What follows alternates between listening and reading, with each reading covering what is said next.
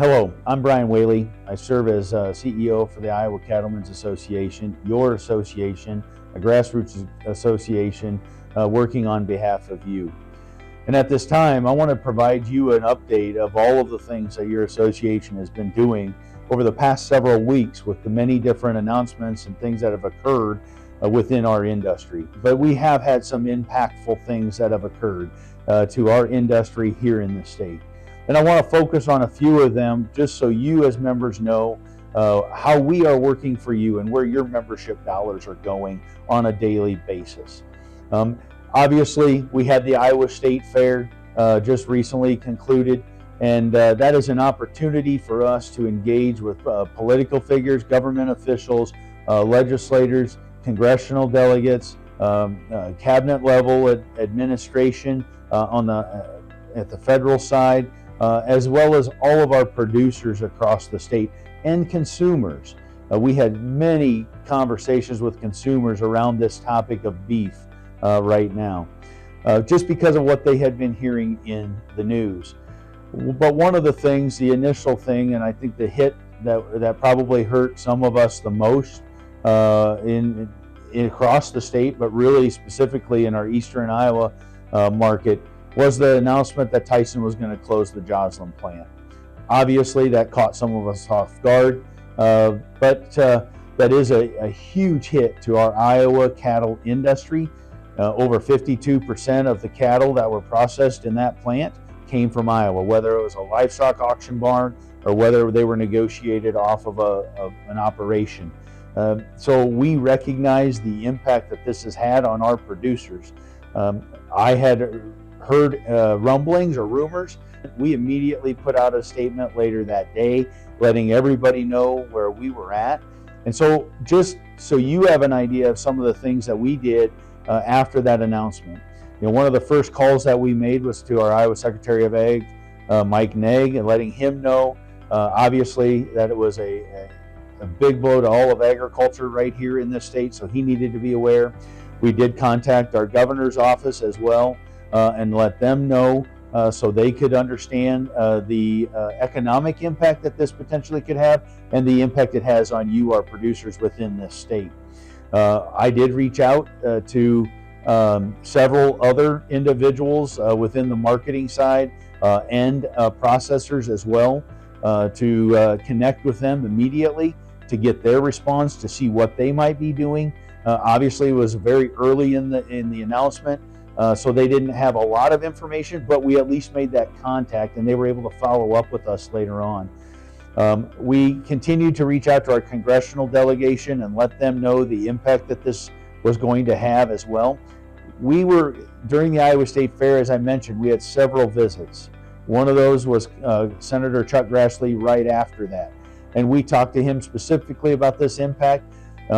We were fortunate that House Speaker Pat Grassley was with him during that visit, so he was able to hear the first-hand impact that this was going to have. We then continued to have conversations with our colleagues in Illinois. Obviously, Illinois was seeing a huge impact on this, a labor impact, an economic impact, and they were just as frustrated and concerned as all of us.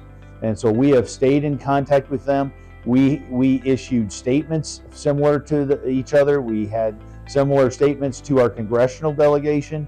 When we talked to Senator Grassley, they were talking to their senators. So we were lockstep in what we were doing because it really was an impact on on Illinois and Iowa significantly, as well as other surrounding states that it's concerning to. But really, Illinois and Iowa specifically were focused on this. And so we've continued to have conversations. And we continue to reach out and to see what we can do. We don't know if there is a solution right now. Some of the things additionally, in terms of the plant, and if Tyson would be willing to sell that plant, there's a lot of things that we don't know right now still. Are there conversations happening? I would say yes, there probably are some conversations happening about what could be done to keep that plant alive and active or reopen. But in the meantime, we helped do some other things on the backside to help our producers. We partnered with Iowa State University Extension and Outreach and Denise Schwab. Her and I worked on putting together a list of cattle buyers in the area for new markets that our producers may have to build relationships with. I have gone and spoke at one of the cattle feeders meetings and tried to listen to the concerns of our members and see what other things they need us to do.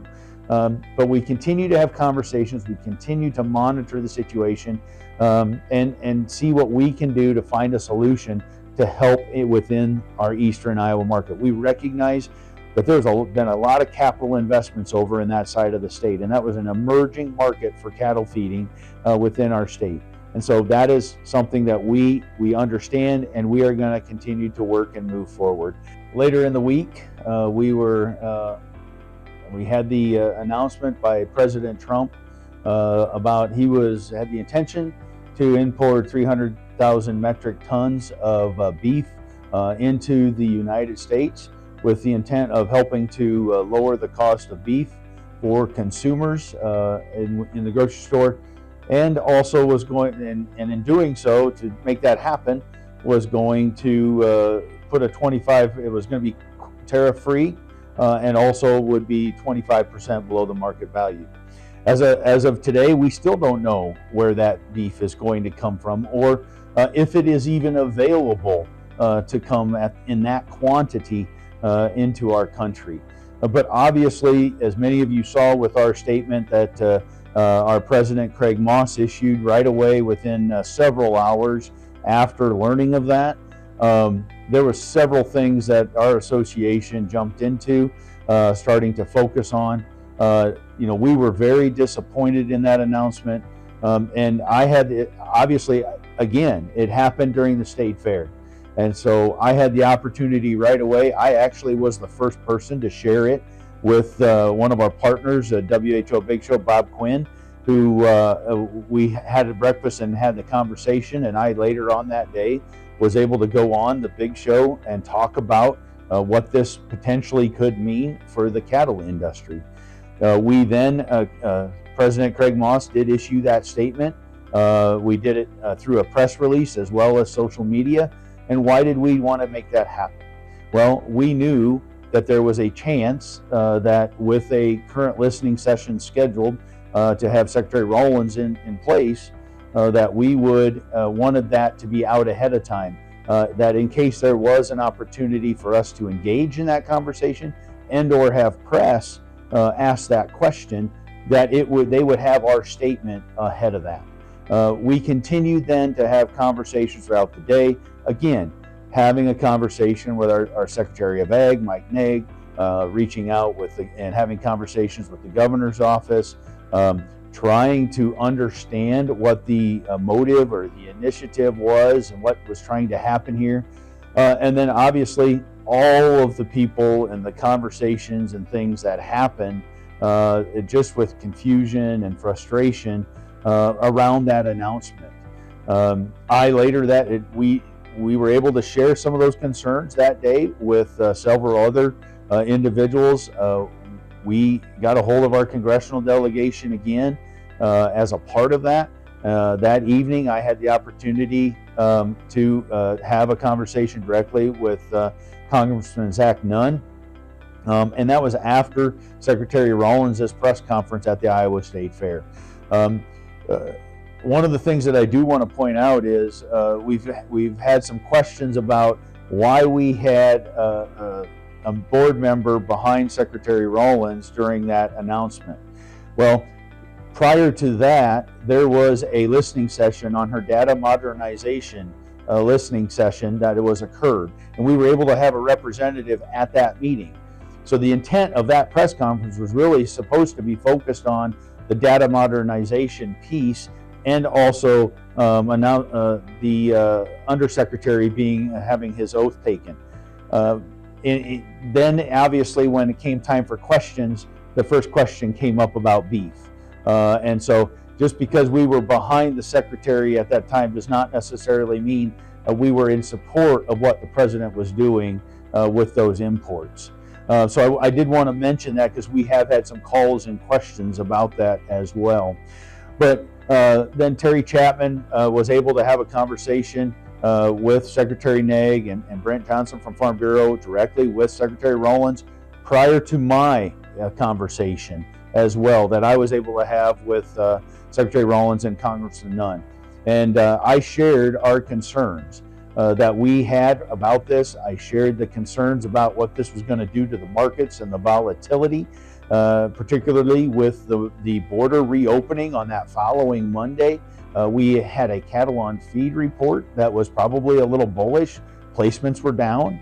But there was a lot of factors that day that ran into that, and understanding why that announcement was made in the morning before the markets opened, and trying to get her to understand the impact this was going to have on our producers, and how it was going to really truly decentivize anybody from growing the cow herd at this time, which is the opposite of what they felt like was going to happen. Since the state fair, we have continued to have conversations and reach out, whether it's been with government relations at NCBA, whether it's having conversations with congressional delegates. We've had conversations with state legislators reaching out. How do we help? On both sides of the aisle have reached out, and we have had conversations with them. They are also helping. They understand the impact this has on our cattle producers in this state. And so there's a unified voice around this message that this should not be impact, or bringing in foreign beef would not be a good thing to do, and insert that into a domestic market. And you're undercutting the cattlemen within the state and across the country, the hard work that they do on a day in and day out basis. And on top of that, we've been looking for solutions and ways that we can share with our congressional delegates that they can get a message up to the White House and say, hey, these are real solutions. We need some long-term policy solutions that are going to help our cattle producers, and not a short-term fix for the market. On the state side, we see this as an opportunity. This is an opportunity where we have both sides of the aisle looking to help the cattlemen. So we have been in constant contact with Secretary Nag's office, trying to figure out, are there things that we could do here in the state that would be an example that we could push up to a federal level and have them support that growth right here in Iowa. This past Monday, August 24th, we put out a action alert to all of our members asking for your help. One of the things that we can make all the calls and the contacts and provide the information and the resources to all of these individuals that we have been in contact with and working with, so they get the message loud and clear. But nothing impacts that message more than messages from the producers, the ones that are dealing with it firsthand, because of the market volatility, because of the dollars you've lost per head, the challenges you're facing, the conversations you're having, and how do you plan for the future. We recognize that. And so we have asked our members through that action alert to put together impact statements, short paragraphs that acknowledge some of the things, the challenges, your thoughts, your concerns, frustrations around this decision, as well as maybe a video. You can do a video. We want to put together a package that we can deliver to our contacts